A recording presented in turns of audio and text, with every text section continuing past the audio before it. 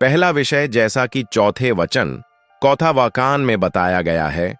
हमारे सृष्टा हमें रोजाना 24 घंटों की जीवन पूंजी प्रदान करते हैं ताकि इसके माध्यम से हम दोनों दुनिया के लिए आवश्यक सब कुछ हासिल कर सकें। सोचिए, हम कितनी बुद्धि विरुद्ध गलती करेंगे अगर हम इस संक्षिप्त सांसारिक जीवन पर 23 घंटे खर्च कर दें, लेकिन अनंत काल तक चलने वाले परलोक आखिरात के लिए 1 घंटा भी समर्पित न करें, जो 5 अनिवार्य फर्ज नमाजों 5 अनिवार्य फार्द नमाज को अदा करने के लिए पर्याप्त है। सोचिए, हमें किस हद तक नुकसान होगा जब इस गलती के दंड स्वरूप हम आध्यात्मिक और दिल के दुख और बेचैनी का अनुभव करेंगे और इस वजह से अपने नैतिक मूल्यों को बिगाड़ेंगे और अपनी जिंदगी उदासी में गुजारेंगे।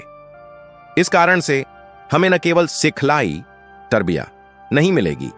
बल्कि इसके विपरीत हम खुद को आजाद बेलगाम छोड़ देंगे। लेकिन अगर हम 1 घंटा 5 अनिवार्य फर्ज नमाजों के लिए समर्पित कर दें, तो कारावास और कठिनाई की अवधि का हर घंटा कभी कभी पूरे दिन की अल्लाह की इबादत के समान हो सकता है और क्षण भंगुर घंटा अनंत घंटों में बदल सकता है,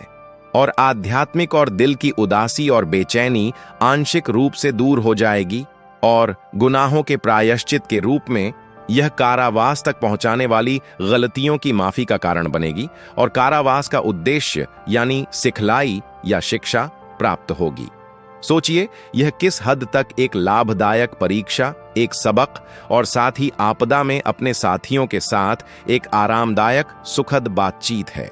जैसा कि चौथे वचन में कहा गया है, उदाहरण के लिए,